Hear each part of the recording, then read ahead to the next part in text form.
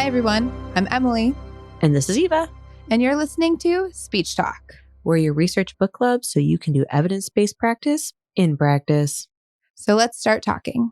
Hey, y'all. It's June, and it's National Aphasia Awareness Month. And could we even keep our licenses if we didn't do something to bring awareness to people about aphasia? Probably not. I don't think it. I think it's like an automatically revoked situation. And in case you need a refresher on aphasia, because all you've been doing is eating trials, here's a quick def from ASHA. Aphasia is an acquired neurogenic language disorder resulting from an injury to the brain, typically the left hemisphere, that affects the functioning of core elements of language network. Aphasia involves varying degrees of impairment in 4 primary areas: spoken language expression, written language expression, spoken language comprehension, and reading comprehension. That was so beautiful. I'm still interviewing to be the next Siri. They really got to come up. Yeah, right. But in all seriousness, I really did want to do a research piece on aphasia because I feel like I've really lost a lot of my eval treatment skills with aphasia. We've recently had a few folks come in who were absolutely good candidates, and it had just been so long that I really had to take my time and go back, choose appropriate assessment methods, make goals, read some goal banks because I couldn't remember what good goals were.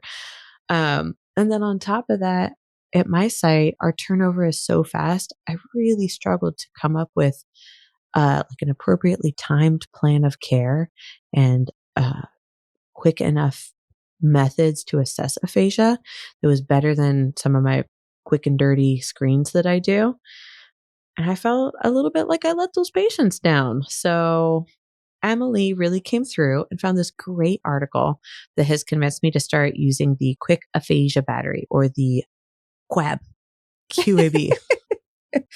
Quap. Quab. So the research we looked at: a quick aphasia battery for efficient, reliable, and multidimensional assessment of language function, by Lucanie et al. You got it. Maybe. I apologize. We tried to Google your name, but I apologize if it's not right. Truthfully. But the paper was great. The paper essentially is a complete breakdown in the usage of the Quick Aphasia Battery and a description of how and why it was made. Yeah, it was actually built for researchers who are working with aphasia and follows key elements of currently validated aphasia batteries. In particular, it draws a lot from the web, but is completed in a fraction of the time. And what I loved was that the researchers' needs seem to really reflect our own needs. Having patients who can't tolerate long tests, hello dementia, or people who are in chronic pain, not necessarily knowing the patient well. Oh my God, do I not get any materials from the hospital about speech docs? So some of the things that the researchers seem to need were exactly what I was thinking of when I'm like, there's no way my patients are sitting for a long aphasia test. That's not happening. Also, I don't have the time. I don't got 4 hours to bill for an eval. Get out of here. That's my New York vibe. I'm like, get out of here. Slams hand on desk instead of taxi. I can't be given an eval that long. I digress. So in the introduction, here's how it describes the 3 criteria they use for building the assessment. They're looking for something that was time efficient and easily administered at bedside, having good inter-rater reliability, and it should show a multidimensional look at spared and impaired language. All right, so we have to, there's 8 pieces, so we have to break this down. Ready? I just need a wicka wicka. I have to a drum roll, a Are you ready for these 8 subtests? We have level of consciousness, connected speech, word comprehension, sentence comprehension, picture naming, repetition, reading aloud, and motor speech. Well done. So each subsection has a series of questions to ask the patient, including graded answers. That means if they can't get the answer right, they give you specific cues to follow. So you're not just they said blah, blah, blah, blah, when they were supposed to say no, what do I do? No, then it tells you if the answer is incorrect or missing, then go to this part, this part, this part, and then move on. So then there's answers are scored from 0 being the lowest and 4 as the highest. Yeah. And I really like this because, I think our patients deserve credit for whatever communication capacities they have. So, for example, if even the first section, which is level of consciousness, if a patient is arousable but they can't stay awake, there's 2 points for that, and it tells you whether or not to proceed or not to proceed in this section. And what I really appreciated is that is a real issue I run into. Like I go into a patient's room and they're asleep, and I'm like, "Hello, Miss Smith. I'm your speech therapist. No movement. Do a little arm rub. Hi." Increases volume. "I'm your speech therapist." Moving on to sternal rub. We're like now shaking Miss Smith, being like, "Hi. I'm your speech therapist." And she's like, opens her eyes. It's like, "Oh, it's nice to meet you." And then 3 minutes in, she's asleep again. So that's like not a good way for me to be assessing her language. But because they've factored this into the evaluation format, I think it gives us a structured way to comment on it and how alertness and other behavioral factors contribute to our capacity to evaluate patients. Or maybe a reason to be like, gotta eval on another day. Turns out Miss Smith literally cannot keep her eyes open. My favorite way to wake up like a dead patient is to just like push the bed like button and like slowly rise them until they're at 90. And I'm like, "Hello." Good morning. That's hilarious. It's like when I'm waking up my kid in the morning, she doesn't want to get up, and I just turn on all the lights and leave the door open and start cooking and be like, "Someone's going to get you up." I don't know if it's the sound of me cracking eggs loudly or the lights from the hallway, but you're getting up. Although, on the subject of waking up patients, my personal favorite is when they pretend to sleep and then like open an eye to see if you're still there. It's so silly. And they do it all the time. I don't know, like All the time. Like, it still is. That's one waiting. of like the silliest things. I'm like, "All right, Mr. Jones, I get it. I can take a hint." I get it. You don't want to talk to me. You and all my other caseload. The next subtest is connected speech. So personal conversation, and it leads you to a connected speech feature chart. And I like this one because they give you like a set of like 8 questions up at the top. So to like provide something to start a conversation. Because Yeah, like, what was your favorite childhood holiday? yeah, tell You me know? about when you got married. It's just like cute little questions. It's it's like, ooh, icebreaker time, Yeah. which is great because we do need to break the ice with our patients. And having that gateway to naturalistic conversation, and not just naturalistic, but personal conversation, is Yeah. such a great thing to build into an evaluation. I really liked it. I know. I liked it. I was giving the QAB and I had a I'm sorry, the sister, quab? the The quab quab? quack. I was giving this test and the family was in the room and I was trying to do one of those prompts and I was like, "Tell me about when you had your kids." And one of the family members chimes in. She goes, "No, tell her who your favorite child is." And I'm like, "That's not Is it that is you? not Do you helpful, want to ma'am. name You drop? you may stay for the evaluation, but shush." And I said, No shh, tucky. I got a whole bag of shh with your name on it.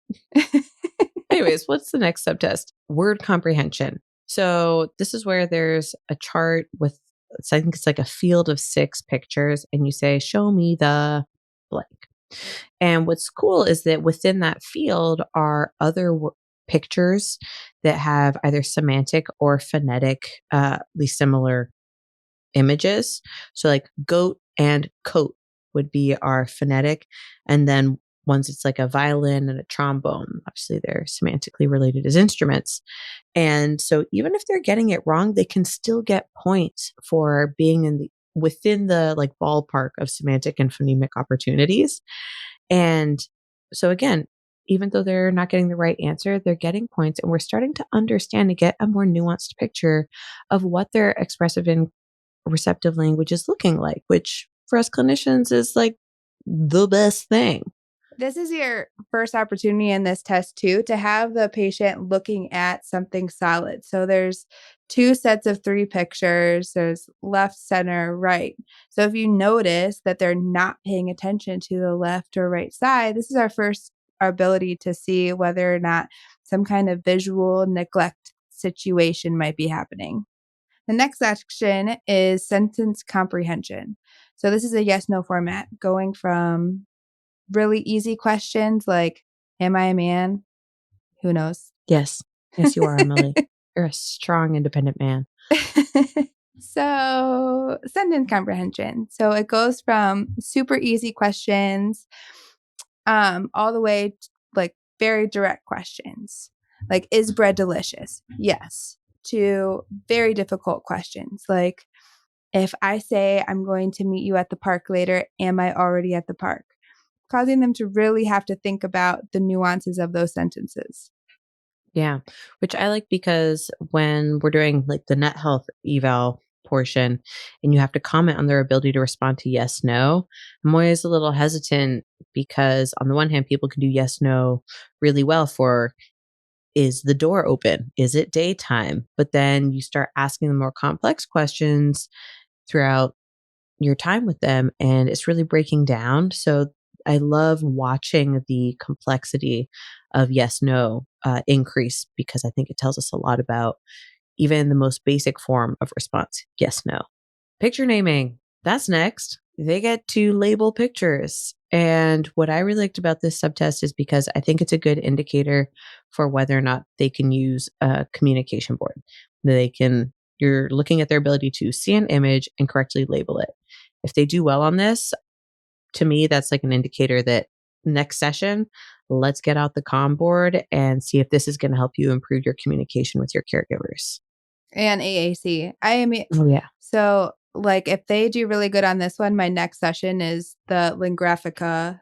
There's like a testing app on Lingraphica that automatically starts a process for AAC. So even if they, get really great language down the line, like this will help bridge the gap for that too. Man, you always know the apps. I gotta get my man. The tablet, I swear, it's everything. And that one's quick too. The different podcast. But the next one they're going into is repetition. So can they repeat back that words that you are saying to them? And it goes from single words all the way to long sentences. And this is don't shoot the messenger, but this is kind of where I tend to fall off on the QAB.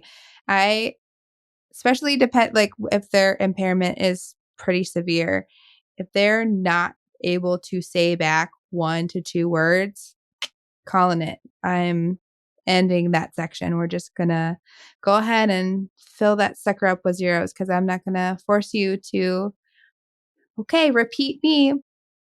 I forget the sentence. I really loved the enthusiasm with which, though, you were like, I'm going to come up with a sentence. And bail. Not. Another take on it is if they are good with repetitions, I think this is a great opportunity for scripting if they have other expressive language impairments. So somebody who can repeat a lot but is not good at independent expressive language, we can start doing repetitions for like, hi, my name is so-and-so. I have aphasia.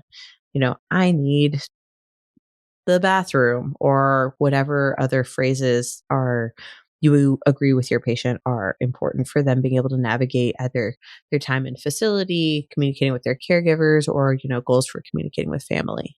And kind of similarly, like for reading aloud, I think that, which by the way is the next subtest, is a great way that like, if you're seeing that they're doing good reading, great. Let's like come up with some phrases that they can read and maybe you can have an icon next to it, like toilet icon, phrase says, I need to use the bathroom or I need to be changed, whatever is like appropriate for their toileting abilities.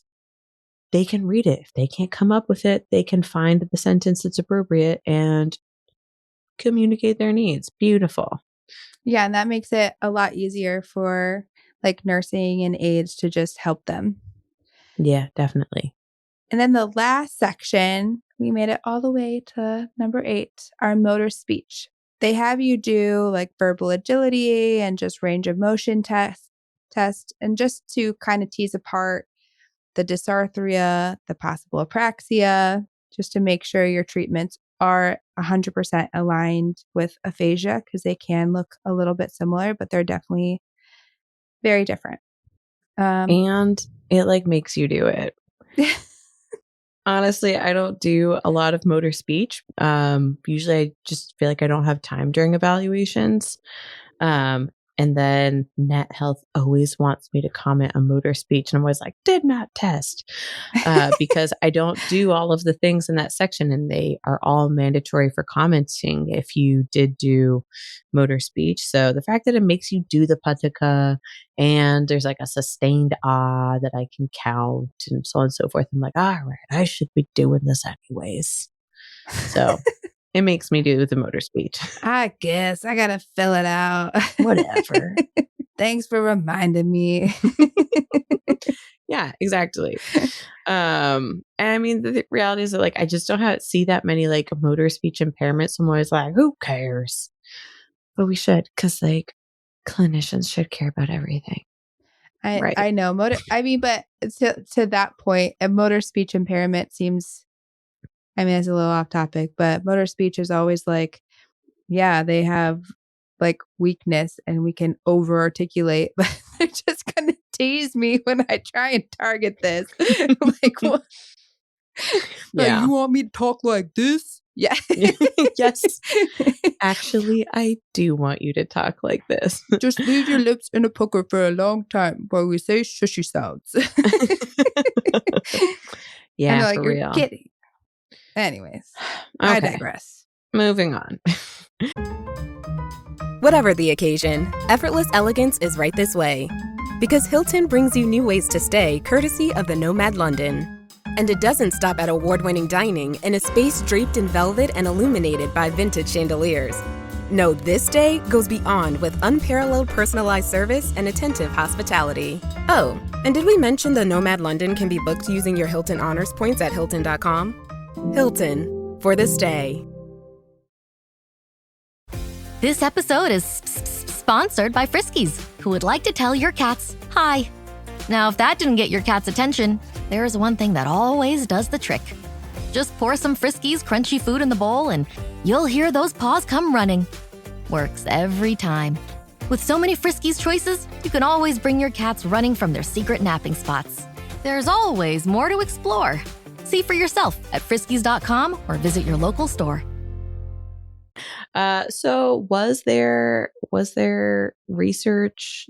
Did they deem the QAB to be effective? And the answer, magnificently, is yes. Ding, ding, ding. Okay. It showed that patients with a variety of aphasia profiles were, 1, correctly diagnosed with aphasia, and 2, had test results that matched their aphasia type. There were, along the way, a couple misdiagnoses, but these patients were years post-stroke and had almost completely regained their language function to the point where only extended conversation really revealed those impairments. So I feel like it doesn't count. As you can tell, I'm already making excuses in favor of the test because I like it so much now. I know. I was just thinking, like, how funny would it be if we did a deep dive on one of these articles and we got all the way to the end? It's like, and we were like this enthusiastic. Was it effective? No. Forget everything that we just told you. Yeah. But it was.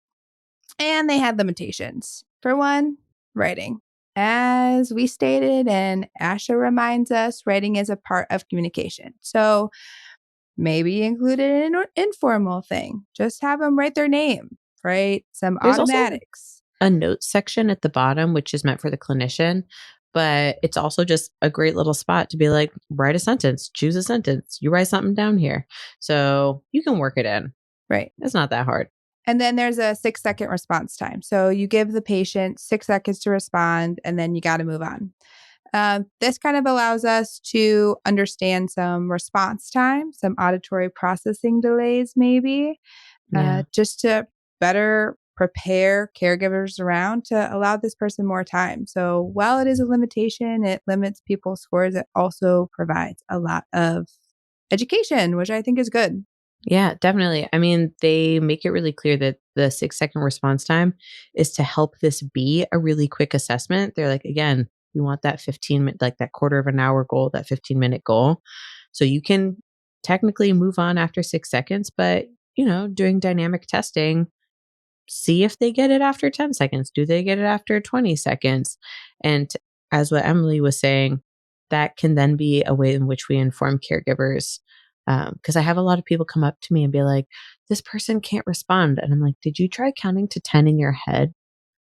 Because in real time conversation, it can feel like forever for someone to respond if you are not expecting an auditory processing delay or an expressive aphasia where people are struggling to come up with a target word. And just reminding people that time is important. Time is a good accommodation tool.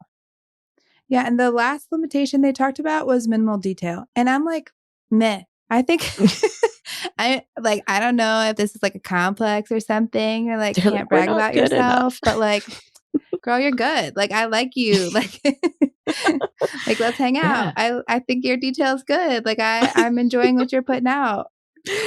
Now, Emily is like trying to flirt with this test at a bar. It's like, girl, you're good enough. I'd also like to see you on the weekend. But also to that point, like I've been doing the MS aphasia screen as my quick test, and it is truly bare bones. I mean, the language profile I feel like I can describe after doing the MS aphasia screen is the bare minimum. And this, by comparison, just gave me so much detail. And actually, I like totally did the QAB for the first time today. I was very inspired by our research project and I tried it out. And I felt like I could really thoroughly comment on my patient's communication skills. And that was just such an incredible feeling when after like the MS aphasia screen, I still felt so in the dark about what my patient was capable of doing. I love that, like, as you know, we're growing as clinicians because we're still baby speech, that we're still learning about things and we are bringing those things to you. This test is 7 years old. So it's cool though, like, because we're new species. Eva, this is only the first time you've done the QAB. I've ran this test at least 4 or 5 times. So I think it's fun that even though this is a not a new test, it was made in 2018, it's new to us. So we can be excited and our listeners can be excited with us and learn with us. Is my Yeah. point. And I've been in a few different speech departments, and a lot of times I'm like, all right, where are the exams? And they're like, whatever you have is what you have. And so, my exposure to different types of evaluations and assessment methodologies has been fairly limited because if I'm not doing it at work, I have to do it on my own time. And being hashtag a mom, there's not a lot of my own time. So I'm glad we found it. Speaking of time, when giving the QAB, the part that typically takes the most time is the scoring. For me, it's because of the transcription part. Like I transcribe everything that my patients tell me when I'm giving the QAB.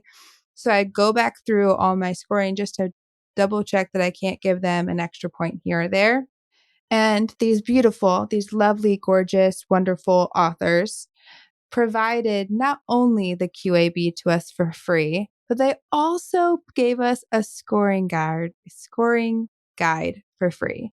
So you literally plug in the numbers into the spreadsheet and it gives you their scores, like all tallied up, totaled, and perfect. Which I did not know about. And I definitely spent like an extra 20 minutes panic reading the internet, being like, I finished this assessment. How do I score it? And it turns out Emily had the answer all along. I should always ask Emily before I have any like major difficulties what I should do. Always here for you. Aww. So applying that research, we are looking at screen versus evaluation. And this test really bridges that gap between something that's quick, but something that's pretty powerful. It gives us a lot of information. Yeah.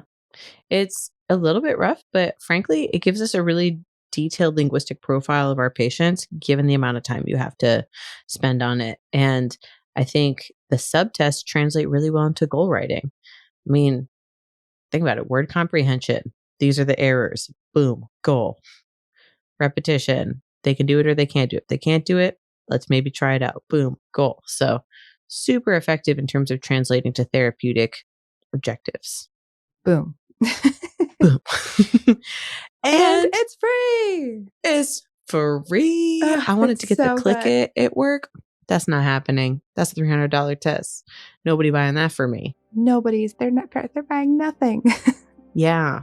Free money. That's great. We love everything about this test. Yeah. And we hope you do too. A double thumbs up from Eva and Emily. And now, to wrap up, you guys stay curious and stay caffeinated. Thanks for listening. You've been listening to Speech Talk. Thank you, everyone, for coming to listen to our research book club. Until next time, keep learning and leading with research. If you like this episode and you want to give us some love, please rate us on your favorite podcasting app. Leave a review and tell the world, because as podcasters, our love language is in positive affirmations. If you have a research topic you want us to cover, or you have episode comments, clinical experience you want to share, or just want to send us some love letters, send us an email at hello@speechtalkpod.com. If you want even more Speech Talk content, check out our website at speechtalkpod.com, where you can find all of our resources we made for you, copies of articles covered, and Eva's blog following these topics and more. We're your hosts, Eva Johnson and Emily Brady. Our editor and engineer is Andrew Sims. Our music is by Omar Ben-Zvi. Our executive producers are Aaron Corney, Rob Goldman, and Shanti Brook. To learn about Speech Talk's program disclaimer and ethics policy, verification and licensing terms, and HIPAA release terms, you can go to speechtalkpod.com/disclaimers. Speech Talk is a proud member of the Human Content Podcast Network.